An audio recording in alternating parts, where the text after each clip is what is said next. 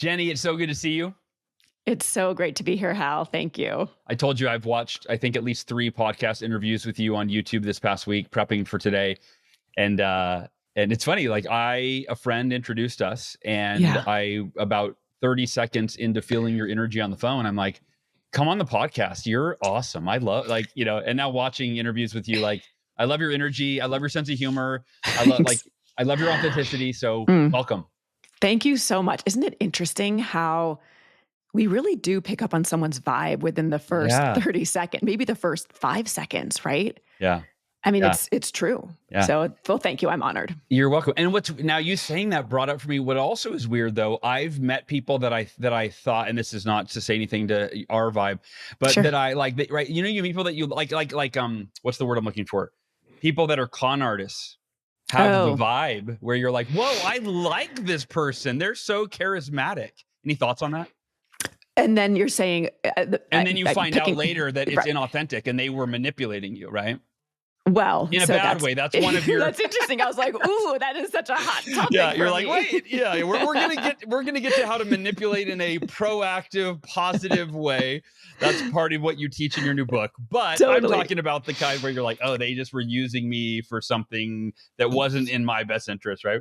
Yeah, I think that does happen too. So yeah, it's now I'm wondering, like, how do you spot that? That's what I was thinking. Like, when you said that, know. I'm like, wait, I've been duped before by charismatic people that, Right. But I would offer, tell me how you feel about this. I would offer that like 98% of the time, that vibe you get, you're probably spot on your intuition, and it's maybe a great point. 2% of the time you get burned. But yes, I think that's accurate. Yeah, and I've operated that way through my whole life, and I've gotten burned a couple times. But for the most part, I've attracted and nurtured relationships with amazing people like yourself. I believe it.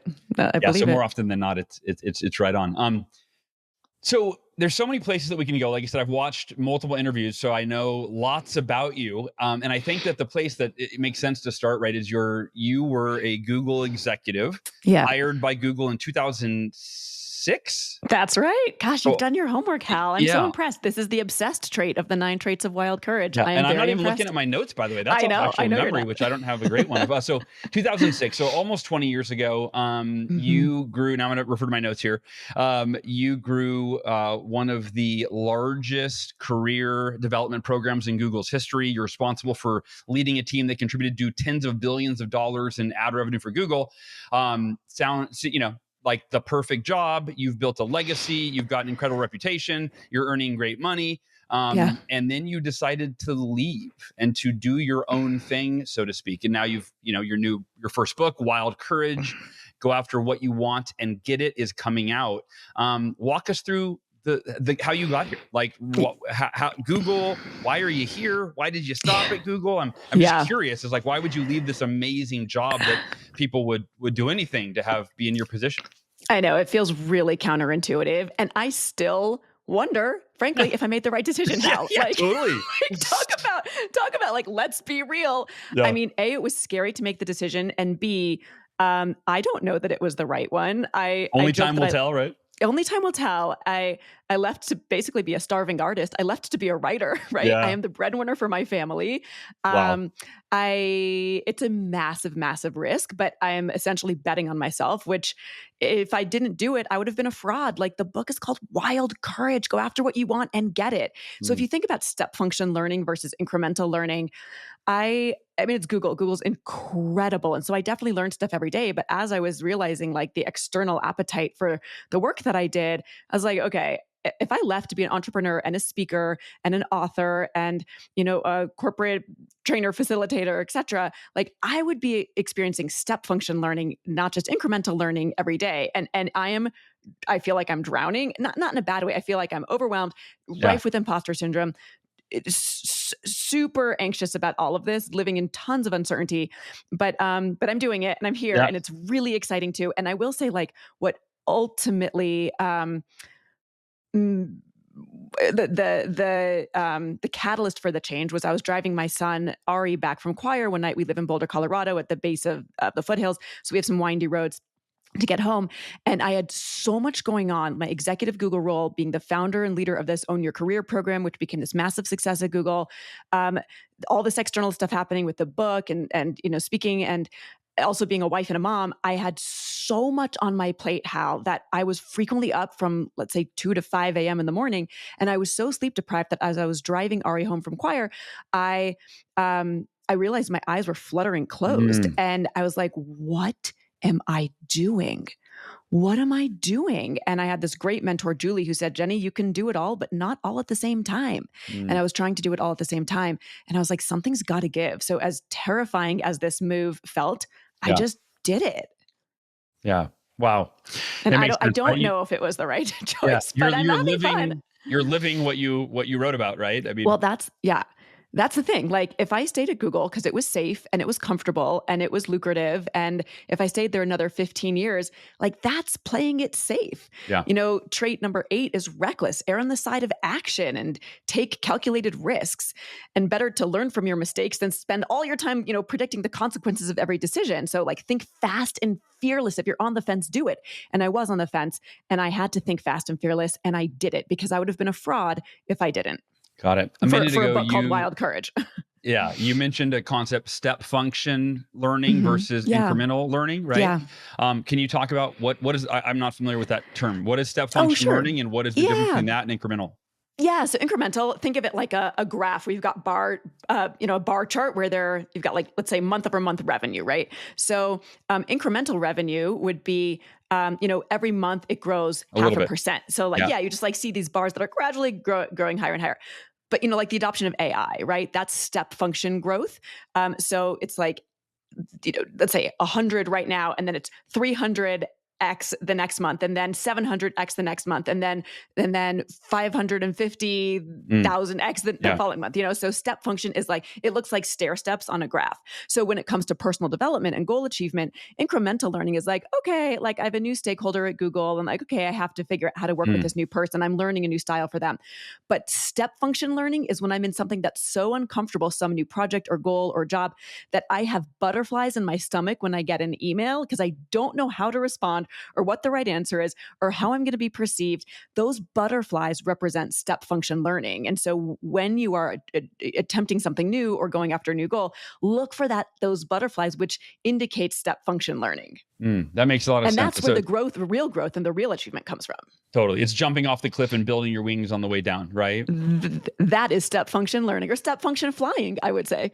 Yeah. I think about, like, back when I was in sales, when I was with Cutco, and it was when I accomplished to break records, to do things that no one had ever done before. It was so far beyond what I thought was possible. And so I had to get completely outside of my comfort zone. I had to try things I would never try. I had to reach out to prospects I would never, right? I'm like, wait, how can I, it's like the 10X concept. How do I 10X my sales, my growth, et cetera? So, okay, that makes sense. Absolutely. Yeah.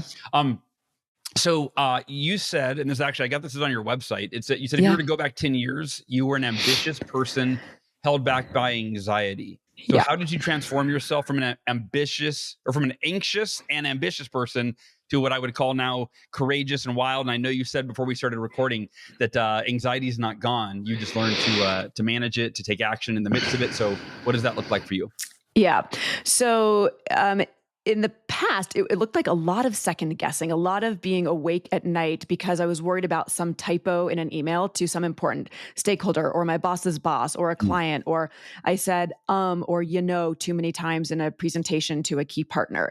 Yeah. And those things would just eat at me. One thing that I learned was something called the spotlight effect. It's a social psychological principle that basically says people aren't laying awake at night thinking about your mistake because they're I think grammatically lying awake at night thinking about their own mistake. Yeah. So if that's the case, then like if I'm never lying awake at night thinking about how you performed on this podcast, right? Which I guarantee I will not do tonight, right? Yep. Like it serves to like you would assume that you're not lying awake at night thinking about how I did on the podcast. Yeah. Nor is anybody listening, right? I mean, of course, we want to have a great conversation and add a ton of value. But if you if that was the type of what I call lowercase a anxiety that would just plague me. But then learning the spotlight effect, where people are way more concerned about themselves than about anybody else in the world, it gave me the relief, that like I can go out and be bold and make mistakes and take risks. And it's not like I have no anxiety now. Right? I was just talking about this with my therapist 3 days ago, and we were talking about sort of how it has evolved over time. My anxiety, and I still have it. Like, I think anytime you try something new, which I referenced already, it just rears its ugly head, right? Yeah. So I felt very confident at Google. I felt like it emboldened me to do a lot, to ask for a lot, to ask for money and budget and headcount and projects. And now here I am in this totally new environment as a first-time author. One example, I sent out a bunch of advanced reader copies to people who might be able to, bring me in for a keynote or do a bulk sale or something. And I had 300 people I wanted to follow up with. So I sent out the first 200 emails saying, hey, did you get the book? Have you had a chance to crack it open yet? Would you be interested in booking me for 2025 speaking or consider a bulk buy? Thinking how 200 out of these 200 people that I sent emails to would reply back immediately with the check half written, right? Yeah. That's not exactly how it went. So after the ghosting and some rejection and some maybe laters and a couple of yeses, I just got so down on myself and so anxious that what I was doing wasn't important or wasn't meaningful. And it was really, really, really hard for me to send out the last 100 emails to get to the 300. And that's what I mean by, like, I still have that anxiety of thinking, basically it's living in 3 fears. It's the 3 fears that Wild Courage helps you overcome: fear of uncertainty, fear of failure, and fear of the judgment of others. In that case, for me, fear of uncertainty: what if I don't hear back from them? Fear of failure: what if they say no? Fear of judgment of others: what if they roll their eyes at me thinking like, oh my gosh, Jenny, like, why are you pushing so hard? Like, why is this book is no different than anybody else's, right? And I'm like so underselling this content. This book is amazing. And I'm so proud of it. And I do think it's different because I don't think anybody has written a book where I encourage people to, in the right way, be weird, selfish, shameless, obsessed, nosy, manipulative, brutal, reckless, and bossy. Yeah. And where I want to get to those traits because I think they are, I've read it, I've read them, and it's profound and it's useful how you describe them. But you're a living embodiment of Wild Courage, and what you just said. In fact, say it again. What are the 3 fears that this book helps you overcome? Yeah. Fear of failure, fear of uncertainty, and fear of judgment of others. Fear of failure. I'm writing these down. Fear. And there was a moment in 2011 on the New York City subway where these all came to fruition. I was about to ask you about that. Let's go. Let's go. All right. So, I mean, this is how this whole thing started, Hal. Yeah. It's 2011. I'm riding the subway home from work, and about 20 feet away from me stands this really good looking guy, like gorgeous blue eyes, thick brown wavy hair. And I'm thinking, oh my gosh, I really want to talk to this guy, but something holds me back. Yeah. What if he's a convicted felon? Fear of uncertainty. What if he's married? Fear of failure. What if 100 people stare at me on this packed train while I make a fool of myself? Fear of judgment by others, right? And so I do nothing as the train passes stop after stop after stop, and as life passes me by. But I'm so taken by him that I say, all right, I'm going to make a deal with the universe. If he gets off at my stop, which is 72nd Street, then I'll try to strike up a conversation with him. And if not, then say la vie. Okay, so Hal, he gets off at the next stop, not my stop. And all of a sudden, this wave of wild courage washes over me and practically pushes me out of my subway seat and pushes me off the train. So I chase after him to catch up with him. I tap him on the shoulder. I say, excuse me, I'm sorry to bother you. You're wearing gloves, so I can't tell if you're wearing a wedding ring. But in the event that you're not married, you were on my subway and I thought you were cute. Any chance I could give you my business card? And then I wait for what feels like forever as I think, Jenny, this was a terrible idea. And then he finally takes the card. A week later, we go on a date. 3 years later, we get married. Nice. And we've now been married happily for 11 years with 2 little hooligans, ages 7 and 9. Amazing. Amazing. And that article, by the way, went viral in the New York Times. Yeah. How did the New York Times pick up the story, by the way? I pitched it to them. Oh, you did? So I did. Yeah. I was like, this is a love story everybody needs to hear. Yeah. And I wanted to encourage other people to have this type of wild courage, whether it was, for dating, for work, for life, for goals. And funnily enough, they called the article Serendipity 1 Spreadsheet 0. And they called it that because I was a dedicated online dater, and I kept a spreadsheet of all my pending first dates. Nice. So in that moment, it was like, no, I thought with my heart and not my head, and like, forget the spreadsheet, forget the columns, forget the rows.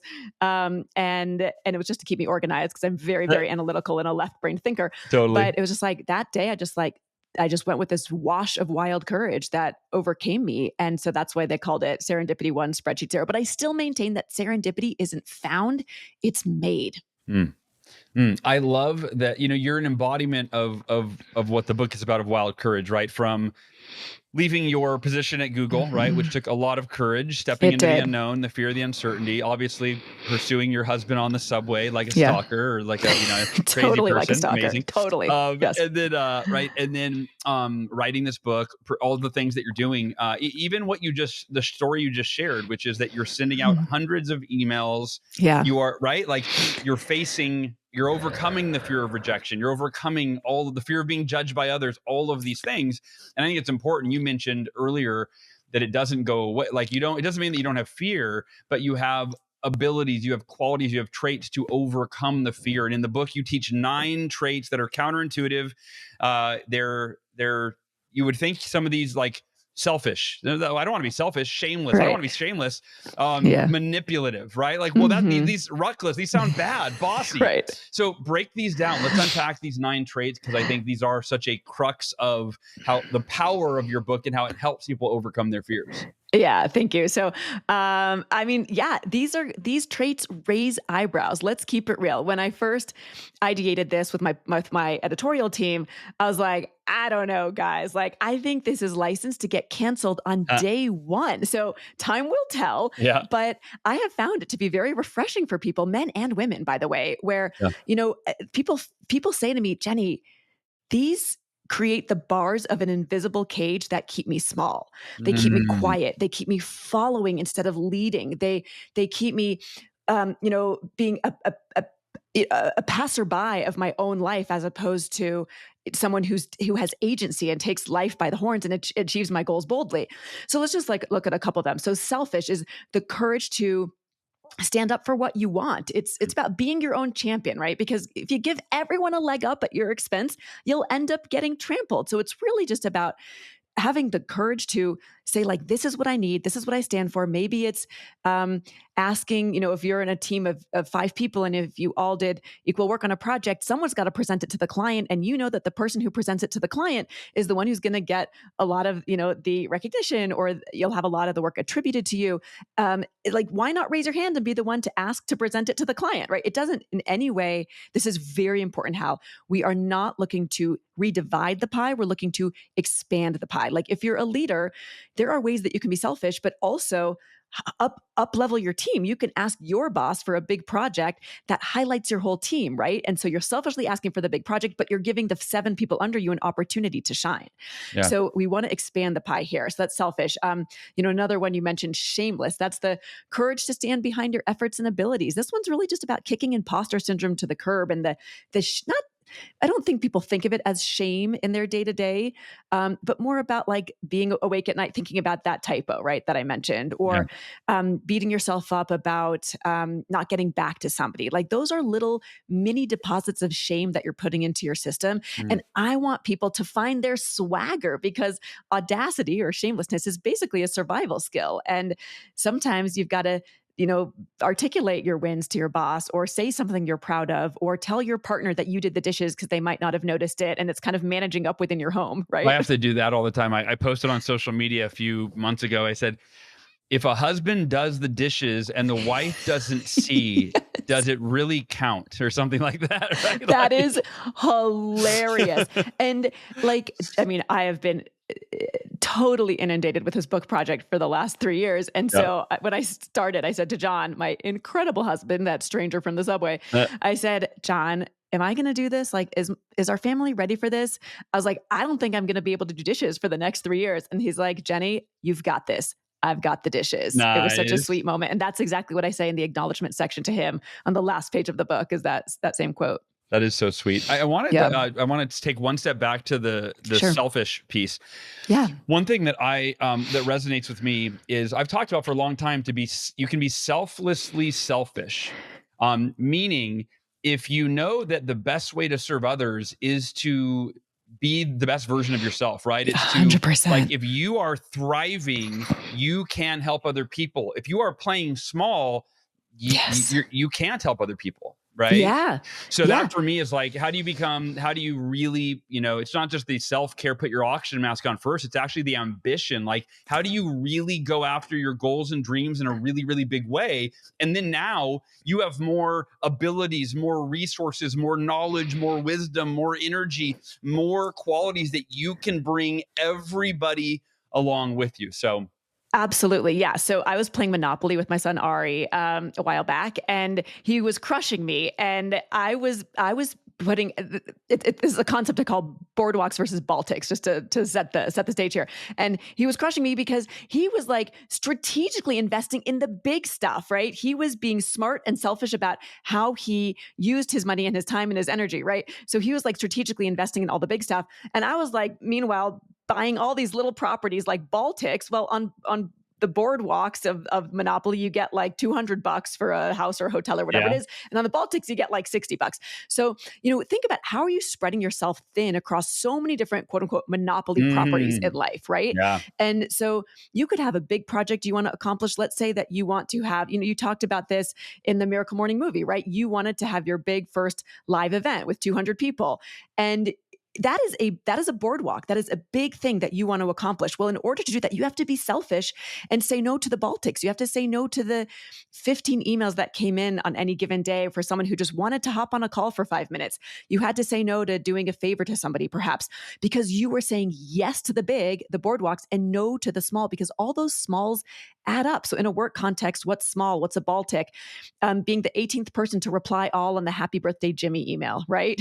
Like going to every single meeting that's on your calendar, even if you add no value and derive no value, right? Just being selfish, saying no to get some real work done so that you can accomplish those boardwalks that ultimately serve more people long term, like a live event that you did for the first time for 200 people. That takes selfishness and intentionality and ruthless prioritization, which I also talk about in the Brutal Trait. Yeah. Well, and the word that came up for me that you just used in that example is no. Like that's really that's the key that unlocks the door to proactive selfishness, right? Which is like, you have to say no to the things that don't move the needle. Totally. Right. In order so that you can say yes to the things that do. 100%. And can I share a couple tools on that as well? Because I love getting practical and tactical. Okay. So 2 here. One is the Agenda Avenger and one is the Power Postpone. So let's say someone asks you for a meeting, right? Because like this happens all the time. Hey, do you have 30 minutes to talk about this? So the Agenda Avenger is you respond back to them. Happy to chat. Could you please just send me an agenda first of what you want to cover? Yes. 9 times out of 10, they're going to realize that either like here's what would happen there. They're going to realize they actually don't need the meeting. They might send you the 3 bullets of the agenda, and you can reply back in line real fast. They get what they need, and you save the 30 minutes.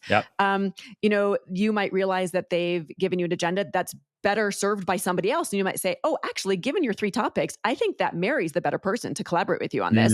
And so that's the Agenda Avenger. Okay, makes saying no very thoughtful, very easy, very respectful. And then the other one is the Power Postpone.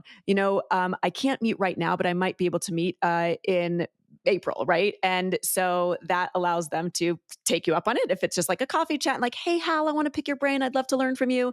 You're still saying, yay, open to doing it, but I can't do it right now. And then up to them if they want to continue to put it on calendar or maybe move on to something else. I love both those strategies. And 2 things that I love about your book is you just said it, practical and tactical. Like you teach such practical, tactical, actionable, I'll throw that in there, strategies to implement. It's not just conceptual, right? Which a lot of books are. And the second thing that you do so well, of conceptual. You're so good. You have such a gift, Jenny, with language and utilizing alliteration. And like, for example, you talk about there are truth and there are tales. Yeah. Right? In fact, explain that concept because I love that one. Yeah, absolutely. Okay. So In 2021, Google had just done their first time ever round of layoffs, a big reduction in force, or RIF. 2021, like 2021, yeah, January. No, I'm sorry. I'm getting that wrong. I think it was January 21st. I think that's the 21 I'm thinking of. Oh, okay. I'm like, yeah, I feel like it'll be earlier. Yeah. No. That was, I think it was 2023, January 21st, 2023. Oh, okay. Anyway, the date's totally irrelevant. It doesn't matter. Arbitrary. Yeah. But at some point that happened. And so, all of a sudden, like, everyone was on alert and just like nervous, right? Including me, even though I'd been there a long time, was a super high performer, but still, again, go back to that imposter syndrome, that lowercase a anxiety, So I had my regular one-on-one with my boss every Tuesday. That week on Tuesday, she moved it to a Thursday. She never moved it. On Thursday, she moved it to a Friday. And I was like, oh my gosh, I'm getting laid off. Wow. I started creating all these tales in my head. Okay, so truths are verifiable facts. Tales are the stories we create in our minds to make sense of those facts, but oftentimes they harm us because we believe the stories that we tell. Totally. So here's what happened in that situation. Here's what went through my mind. I haven't been pushing my team hard enough. I've been distracted by everything I'm doing externally. I haven't been performing at my best. I should download all of my personal pictures from my work computer to my personal laptop. Okay. And so those were, tales. I get into the meeting and she says, oh, by the way, then someone texted me and she said, Jenny, I heard there are layoffs going on in your org. Like, I hope you're okay. I checked the HR person's calendar and I see that there's a meeting at the same time as my new one-on-one with my boss on Friday. And I'm like, it's confirmed, right? Tales. Yeah. And then finally we get into the meeting and my manager says to me, oh, thank you so much for your patience. I've been vomiting all week. Oh, okay. So like, what were the truths in that situation? The meeting got moved to a Tuesday and then to a Friday. And what was another truth? There had been layoffs at Google, but think of all the stories I created that were so harmful to me that week and totally killed my productivity, killed my creativity, killed my innovation, killed my ability to lead because I was so focused. I was living in fear of uncertainty, fear of failure, and fear of judgment. And so there were some truths, right? But I created all these tales. And so the tool here is to rewrite your tale in at least a neutral way and, in a perfect world, in a more empowering way. Yeah. So that you are not stuck in this fear cycle because fear blocks so much. It blocks so much. And first and foremost, enjoying the one life we've been blessed to live. Yes. That's the first thing that it blocks. And that's it, right? Like, it's like you're actually missing out on life as it was intended just for you to experience joy. And you're so right. And I have an affirmation that's around that. And I use the word narrative, but I love that truth and tales, because again, you're so good with alliteration. It makes it more memorable. But I've reminded myself in my affirmations that I don't know what the future holds. So I might as well create empowering tales, right? Yeah. Of like my best is yet to come. Right? My best is yet to come. Oh my gosh, that just gave me chills. Tales, and it's actually from a friend, Eric. I mean, I didn't invent that, but my friend Eric Stranghoner, that's like his life motto, and he's the one that instilled that for me. Because when that's the tale that you tell yourself every single day, my best is yet to come. Yeah, and you're in a state of optimism and joy and empowerment, right? And then you actually make different, courageous decisions, because you're choosing. That's really a self-fulfilling prophecy. If you believe your best is yet to come, you live in alignment with that tale, and you make it your truth, if you will. So, okay, Hal, can I take a left turn here for a moment? I would love a left turn. Let's do it. Okay, so are you open to taking like a 2-minute interlude on whatever questions you had prepped for me? I am so excited about the Savers. And I'm new to your work. Like, I am new to learning about the silence and the exercise. I mean, a lot of it I do naturally, right? Sure. Like, I love to hike every day. But to like thinking of it as a framework and the affirmations and the reading and the scribing, I was thinking about this a lot this week. Could we take a minute to help me think of some affirmations that could be useful for me? Because I've never in my life done affirmations. I've never said them out loud. Yeah. Could we think of one Yeah. right now together? This is so Like real fun. time? I love that you're doing this. And to anyone listening, this is totally sporadic. I mean, Yeah, Jenny might have been 100%. thinking about it, obviously, but I did not know this was coming. So, I was not thinking about it. I was thinking about how excited I am to have affirmations, but I did not think about doing this live right now. But like, you're the expert, and Yeah.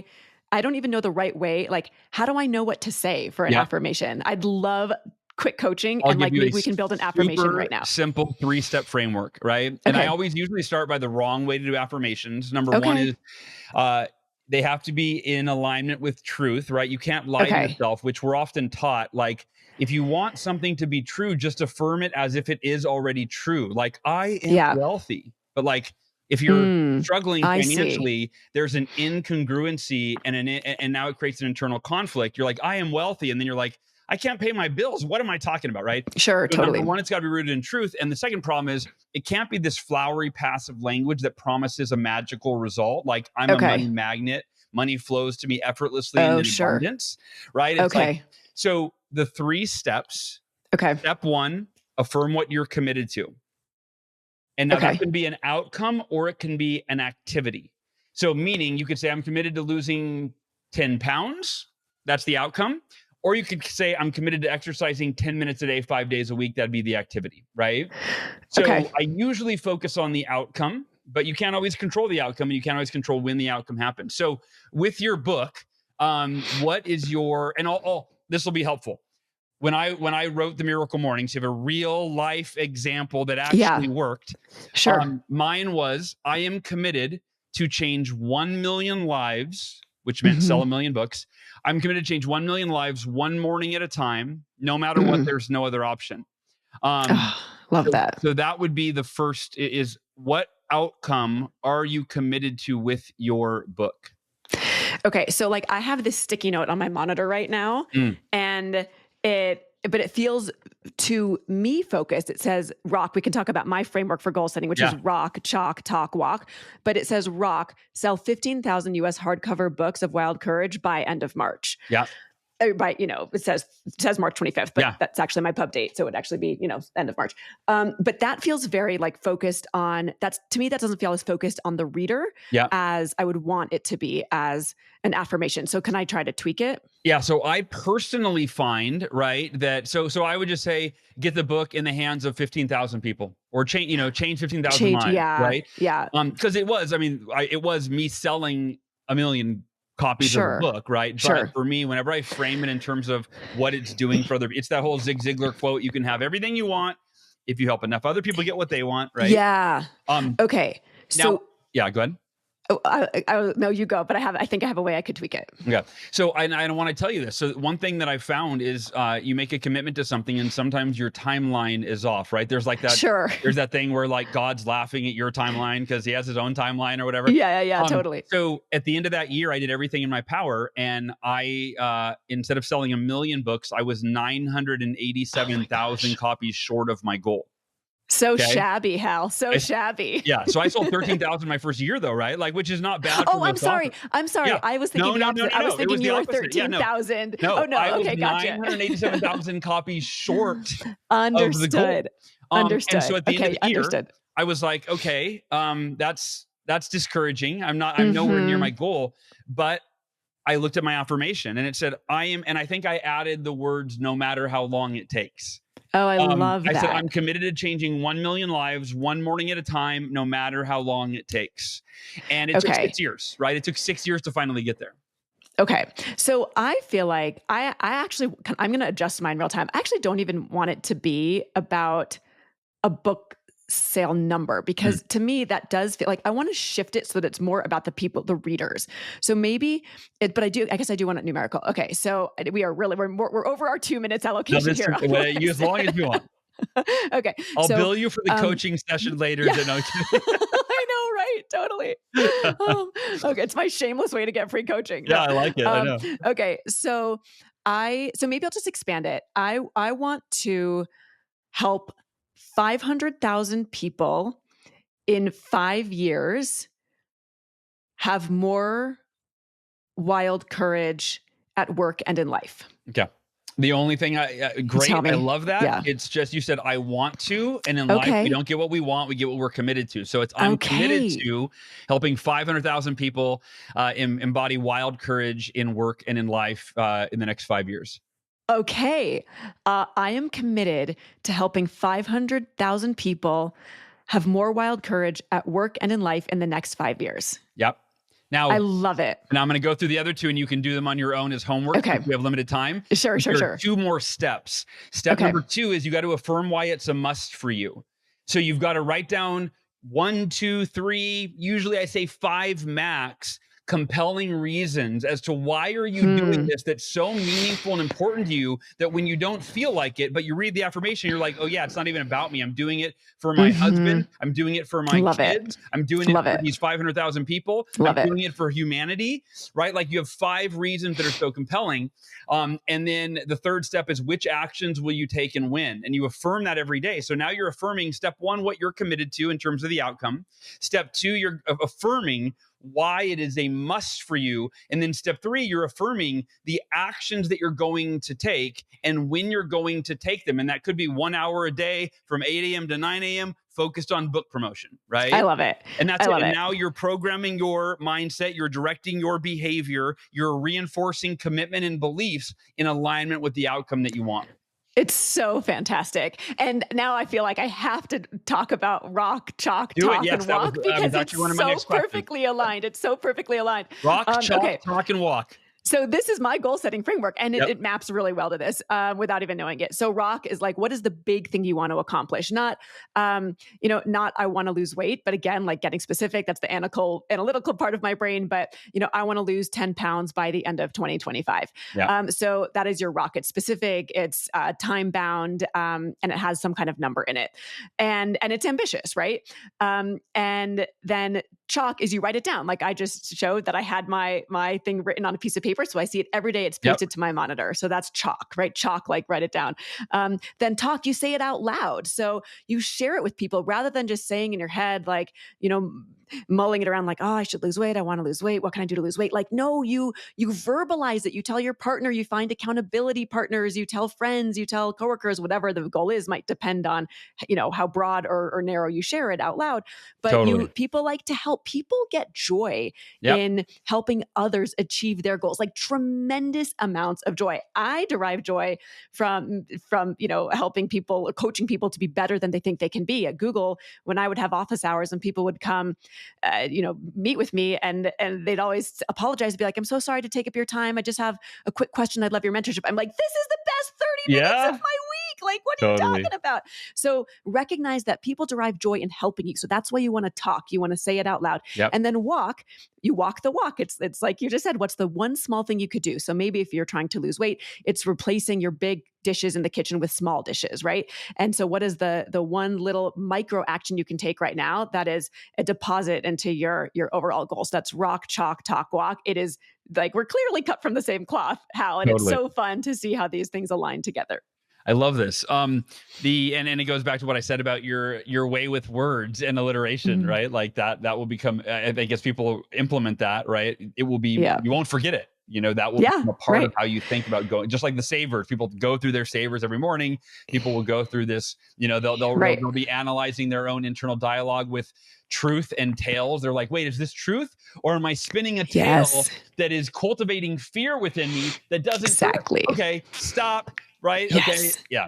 No. Totally. And to bring it back to the traits, rock, talk, chalk, walk, that's what I call being obsessed. It's pushing, persisting, performing, right, in the best way possible. It's the courage to set your own standard, because none of these traits will serve you well if you don't learn to achieve your greatest ambitions. And this is the set of tools to achieve your goals, to achieve your greatest ambitions, to achieve your dreams, and to realize your full potential. I love it. And to overcome 3 fears that hold all of us back: the fear of failure, the fear of uncertainty, the fear of judgment from others.